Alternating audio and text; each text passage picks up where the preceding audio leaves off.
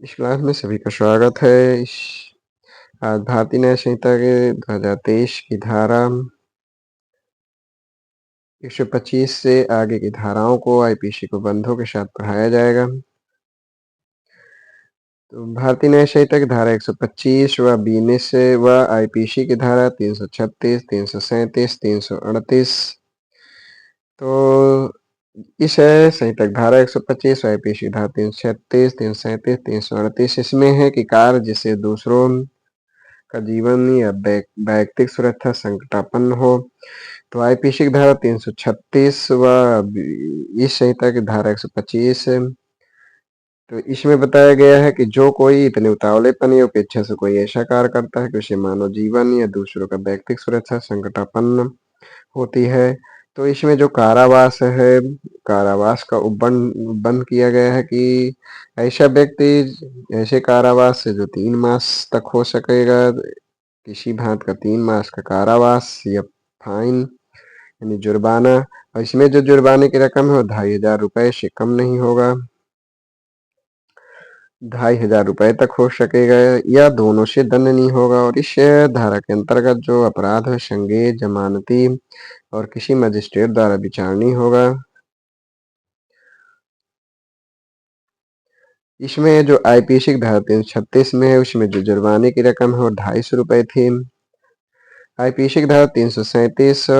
व इस संहिता की धारा 125 का इसमें बताया गया है कि जहां उपहत्कारत की जाती है तो वह तो उसके लिए दंड का प्रावधान करता है कि यदि उस कार्य से किसी को उपहत्कारित की जाती है तो उसके लिए जो दंड है वो 6 मास का कारावास या जुर्माना, और जुर्माने की जो रकम है 5000 या दोनों 5000 रुपये तक हो सकेगा, दोनों से दंड नहीं होगा। आईपीसी की धारा 337 में जुर्माने की रकम 500 रुपये था। इस आईपीसी की धारा 338 व इस संहिता की धारा 125 खा इसमें बताया गया कि ऐसे कार्य द्वारा जो उपयुक्त कार्य है उस कार्य द्वारा घोर उपहत कारित की जाती है तो उसके लिए जो दंड है वो 3 वर्ष का कारावास, किसी भांति का या जुर्माना जो 10,000 रुपये तक हो सकेगा या दोनों से दंड नहीं होगा। और इस धारा के अंतर्गत जो अपराध है वो उसका समन न्यायालय की अनुज्ञा से किया जा सकता है और उपरहित व्यक्ति द्वारा किया जा सकता है। और इसे जो अपराध होगा वो संज्ञेय होगा, जमानती होगा और किसी मजिस्ट्रेट द्वारा विचारणीय होगा। इसके जो आगे प्रावधान है सदोष अवरोध और सदोष परिरोध है। सदोष अवरोध और सदोष परिरोध भारतीय दंड संहिता यानी आईपीसी के अध्याय 16 में था, और जो बीएनएस की धारा अध्याय जो बीएनएस के अध्याय 6 में है, भारतीय न्याय संहिता के अध्याय 6 में इसका प्रावधान है।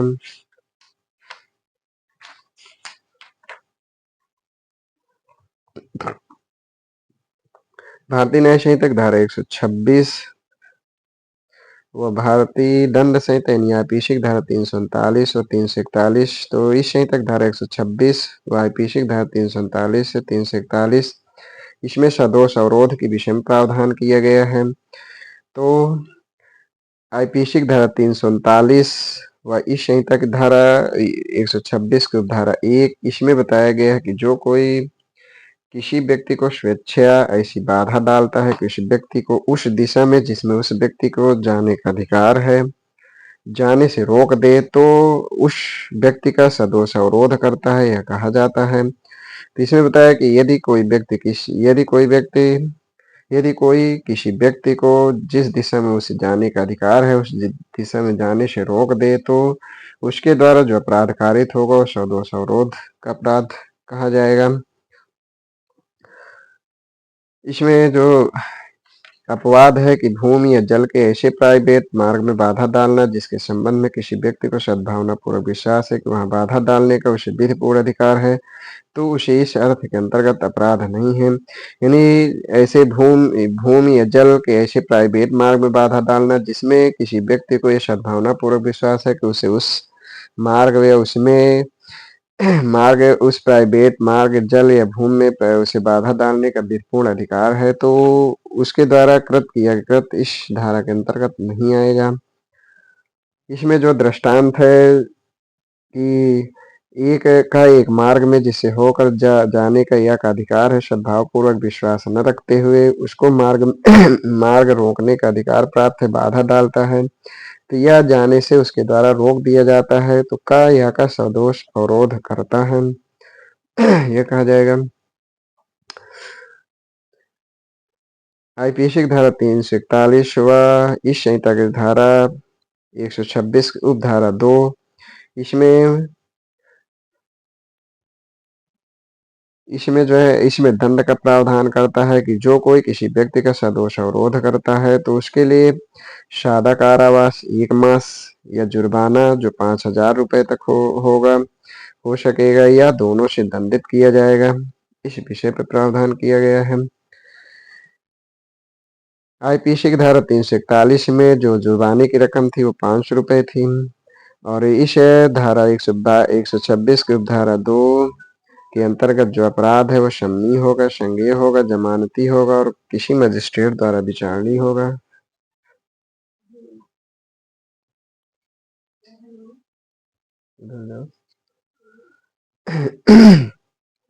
इस तक धारा 127 सदोष परिरोध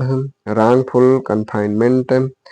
तो भारतीय न्याय संहिता धारा 127 व आईपीसी की धारा 340, 342 से 348 तक के इसमें प्रावधान है। तो आईपीसी की धारा 340 व इस संहिता की धारा 127 की उपधारा 1, इसमें बताया गया कि जो कोई किसी व्यक्ति को इस प्रकार सदोष अवरोध करता है कि उस व्यक्ति को निश्चित परिसीमा से परे जाने से रोक दे, तो वह उस व्यक्ति का सदोष परिरोध करता है, यह कहा जाता है। यानी इसमें बताया गया है कि जो किसी व्यक्ति को एक निश्चित सीमा से परे जाने से रोक दे, इस प्रकार का सदोष अवरोध करता है, तो ऐसा सदोष अवरोध सदोष परिरोध कहा जाएगा। इसके जो दृष्टांत का दृष्टांत है, दृष्टांत का छत्तीसगढ़ बिहार सिविल जज व एमपी एपीओ के तौर परीक्षा में पूछा जा चुका है। के दृष्टांत का में है कि या को दीवार से घिरे हुए स्थान में प्रवेश कराकर का उसमें ताला लगा देता है। इस प्रकार या दीवार की परिसीमा से परे किसी भी दशा में नहीं जा सकता, तो यहाँ कहा जाएगा का ने या का सदोष परिरोध किया है। इसी प्रकार जो खा है कि का एक भवन के बाहर जाने के द्वारों पर बंदूकधारी मनुष्यों को बैठा देता है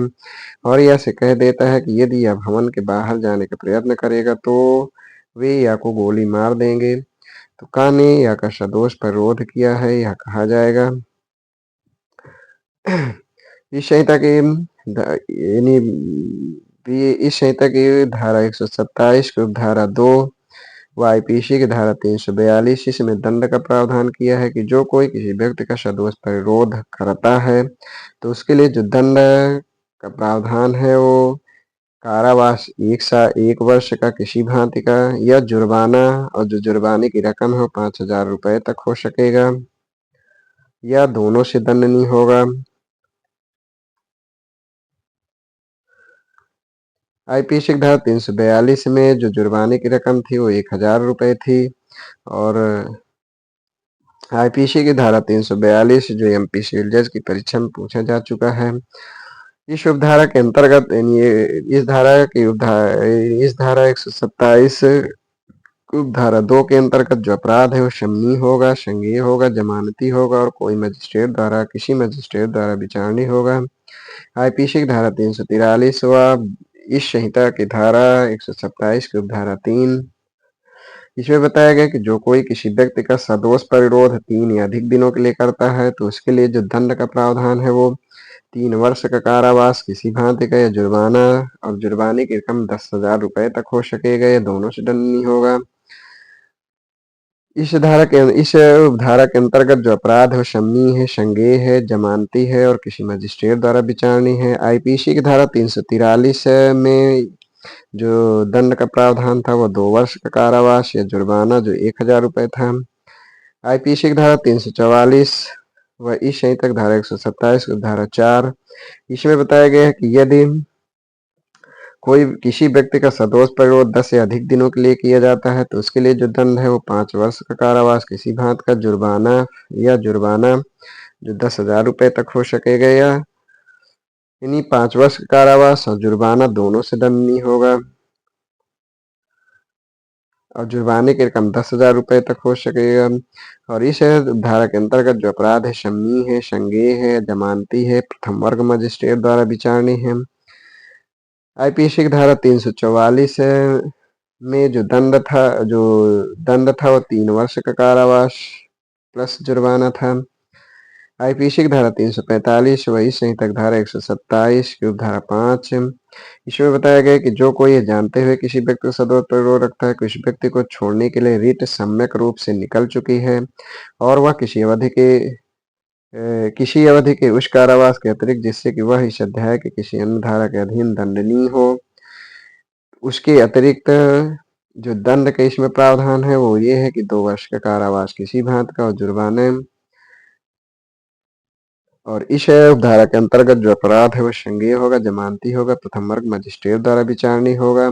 आईपीसी की धारा 345 में केवल 2 वर्ष कारावास का प्रावधान था। आईपीसी की धारा 346 व भारतीय न्याय संहिता की धारा 127 की उपधारा 6 तो इसमें बताया गया कि जो कोई किसी व्यक्ति का सदोष परिरोध इस प्रकार करता है जिससे आशय प्रतीत होता है कि ऐसे परिरोध व्यक्ति से हितबद्ध किसी व्यक्ति को या किसी लोक सेवक को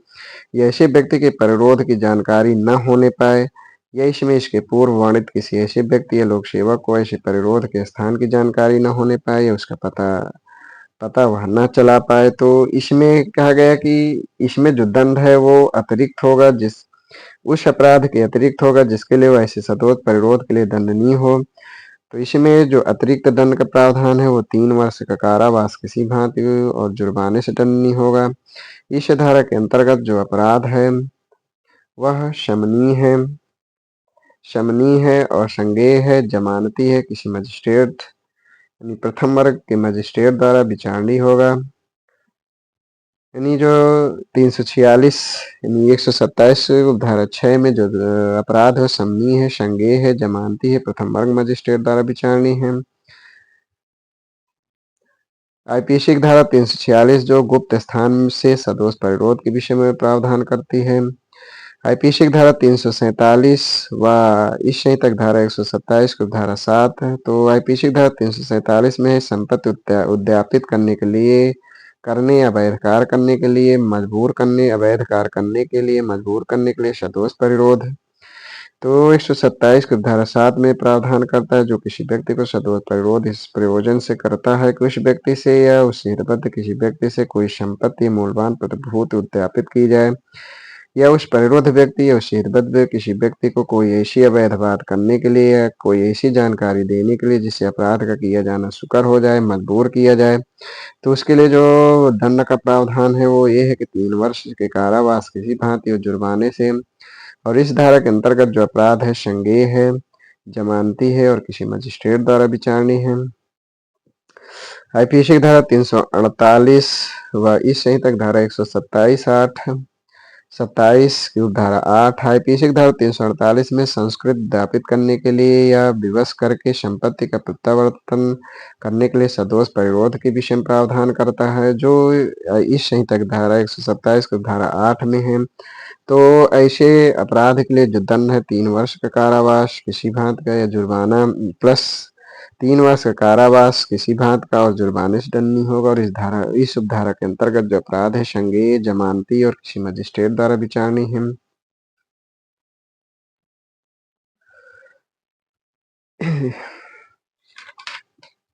इस संहिता के जो इस संहिता की धारा आईपीसी की धारा 348 127 8 इस प्रकार का प्रावधान किया गया है। अगला है आपराधिक बल और हमला के विषय में। तो आपराधिक बल और हमला के विषय में आईपीसी के अध्याय 16 में प्रावधान किया गया है। तो धारा 128 इसमें बल की परिभाषा दी गई है। इस संहिता की धारा 128 व आईपीसी की धारा 349 जो बल के विषय में प्रावधान करता है। तो इसमें बताया गया है कि कोई व्यक्ति किसी अन्य व्यक्ति पर बल का प्रयोग करता है, यह तब कहा जाता है यदि वह उस अन्य व्यक्ति में गति परिवर्तन या गतिहीनता कारित कर देता है या यदि वह किसी पदार्थ में ऐसी गति या गति परिवर्तन या गतिहीनता कारित कर देता है जिससे उस पदार्थ का स्पर्श उस अन्य व्यक्ति के शरीर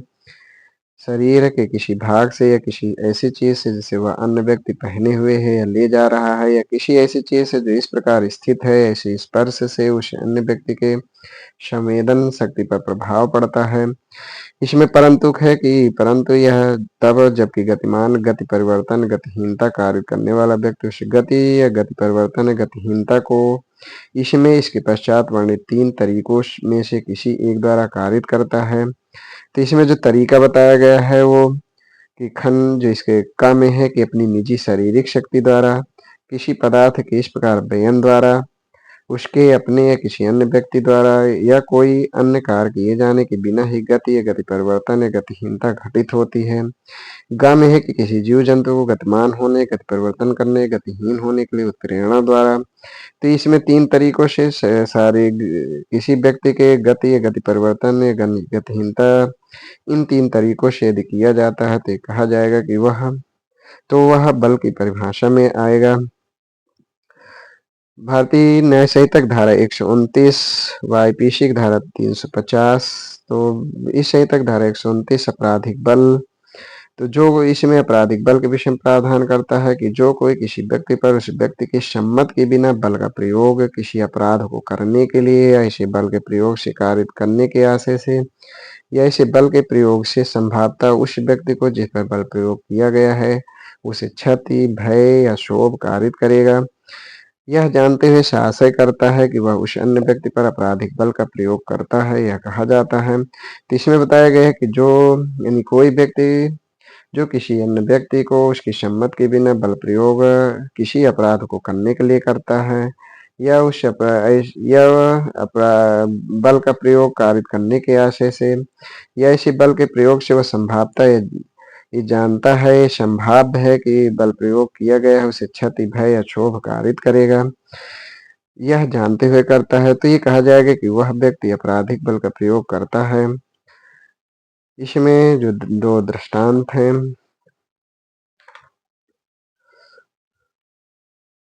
इसका जो दृष्टांत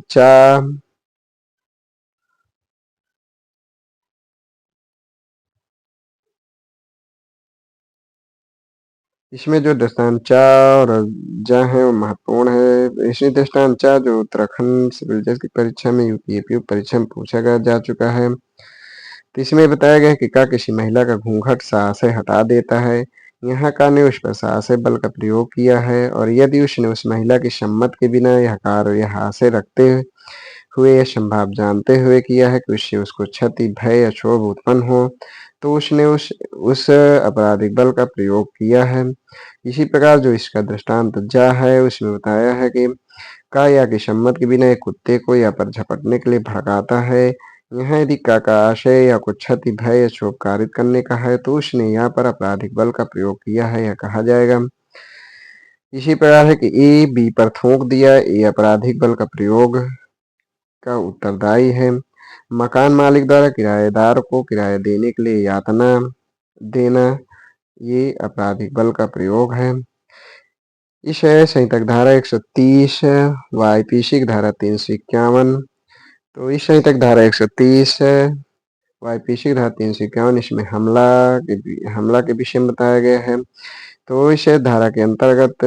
ये है कि जो कोई अंग विक्षेप या कोई तैयारी शासन से करता है या संभाव जानते हुए करता है कि ऐसे अंग विक्षेप या ऐसी तैयारी करने से किसी उपस्थित व्यक्ति को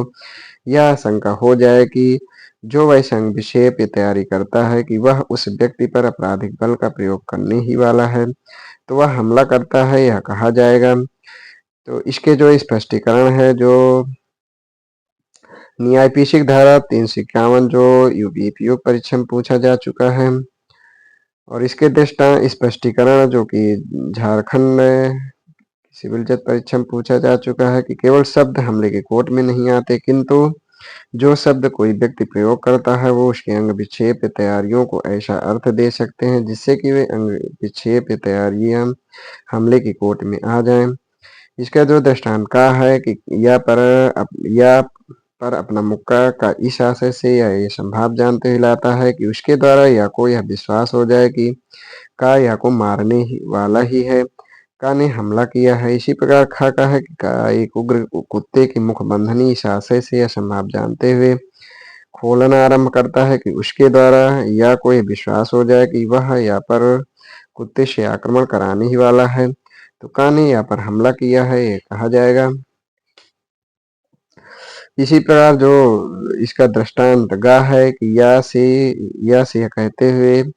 कि मैं तुम्हें पीटूंगा का एक छड़ी उठा लेता है। यहाँ यद्यपि का द्वारा प्रयोग में लाए गए शब्द किसी अवस्था में हमले कोट में नहीं आते और यद्यपि केवल अंग विशेष बनाना जिसके साथ किन्हीं अन्य परिस्थितियों का अभाव है हमले की कोटि में ना भी आए, तथापि शब्दों द्वारा स्पष्टीकृत वह अंग विशेष हमले की कोटि में आ सकता है। इस संहितक धारा यानी भारतीय न्याय संहितक धारा 131 व आईपीसी की धारा 352, तो इसमें बताया गया कि गंभीर प्रकोपन होने से अन्यथा हमला करने या आपराधिक बल प्रयोग करने के लिए दंड, तो इसके लिए जो दंड का प्रावधान है तो 3 मास का कारावास, जुर्माना जो 1000 या दोनों से दंडनीय होगा।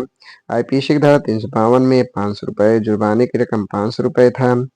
और इस भारतीय न्याय संहिता के अंतर्गत जो अपराध है इस धारा के अंतर्गत धारा 131 के अंतर्गत अपराध असंज्ञेय होगा, जमानती होगा और कोई मजिस्ट्रेट द्वारा विचारणीय होगा और शमनीय होगा। इसमें स्पष्टीकरण 1 व 2 दिया गया है। इसके स्पष्टीकरण 2 प्रकोपन अपराध को कम करने के लिए पर्याप्त गंभीर अचानक था या नहीं, यह तथ्य का प्रश्न है और यह झारखंड सिविल जज की परीक्षा में पूछा जा चुका है। भारतीय न्याय संहिता की धारा 132 व कृषि धारा 353, इसमें लोक सेवक को अपने कर्तव्य के निर्वहन से भयपरत करने के लिए हमला या आपराधिक बल का प्रयोग, तो आईपीसी की धारा 353 व इस संहिता की धारा 132 इसमें लोक सेवक को अपने कर्तव्य के निर्वहन से भयपरत करने के लिए हमला या आपराधिक बल का प्रयोग के विषय में प्रावधान किए बल के प्रयोग के विषय में दंड का प्रावधान करता है। तो इसमें जो दंड है वो 2 वर्ष का कारावास किसी भांति या जुर्माना या दोनों से, और इस धारा के अंतर्गत जो अपराध है वो संज्ञेय होगा, जमानती होगा, किसी मजिस्ट्रेट द्वारा विचारणीय होगा। इस संहिता की धारा 133 व आईपीसी की धारा 355, तो इसमें जो है इस धारा में नहीं आईपीसी की धारा 355 व इस संहिता की धारा 133 में गंभीर प्रकोपन होने से अन्यथा किसी व्यक्ति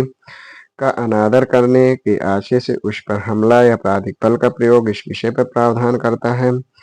तो इसमें बताया इसमें प्रावधान जो प्रदान किया गया है कि गंभीर प्रकोपन होने से अन्यथा किसी व्यक्ति का अनादर करने के आशय से उस पर हमला या आपराधिक बल का प्रयोग, तो उसके लिए जो दंड है वो किसी भांति का कारावास जो 2 वर्ष का या जुर्माना या दोनों से दंडनीय होगा। और इस धारा के अंतर्गत जो अपराध है वो शमनीय होगा, संज्ञेय होगा, जमानती होगा और किसी मजिस्ट्रेट द्वारा विचारणीय होगा। इस संहिता की धारा 134 व आईपीसी की धारा 356, तो आईपीसी की धारा 356 व इस संहिता की धारा 134 में किसी व्यक्ति द्वारा ले जाई जाने वाली संपत्ति की चोरी के प्रयत्नों में हमला या आपराधिक बल का प्रयोग, यानी किसी व्यक्ति द्वारा ले जाई जाने वाली संपत्ति की चोरी के प्रयत्नों में हमला या आपराधिक बल के प्रयोग पर दंड के विषय में प्रावधान करता है। तो इसमें जो दंड का प्रावधान है वो 2 वर्ष का कारावास किसी भांति का जुर्माना या दोनों से दंडनीय होगा। और इस धारा के अंतर्गत जो अपराध होगा संज्ञेय, जमानती कोई किसी मजिस्ट्रेट द्वारा विचारणीय होगा। इस संहिता की धारा 135 व आईपीसी की धारा 357, तो आईपीसी की धारा 357 व इस संहिता की धारा 135 में प्रावधान है कि किसी व्यक्ति का सदोष परिरोध करने के प्रयत्न में हमला या आपराधिक बल का प्रयोग, तो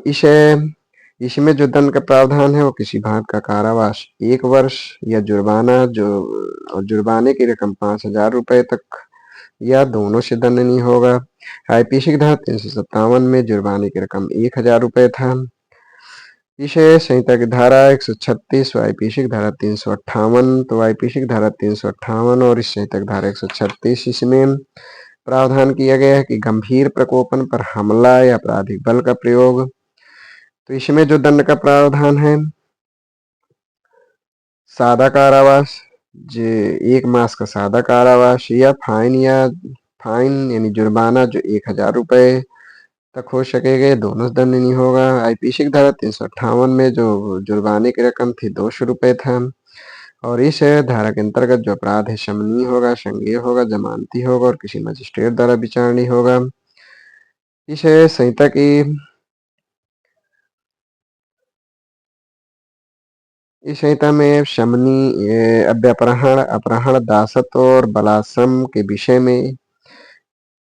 तो इस विषय में जो प्रावधान है वो इस संहिता की धारा 137 से है,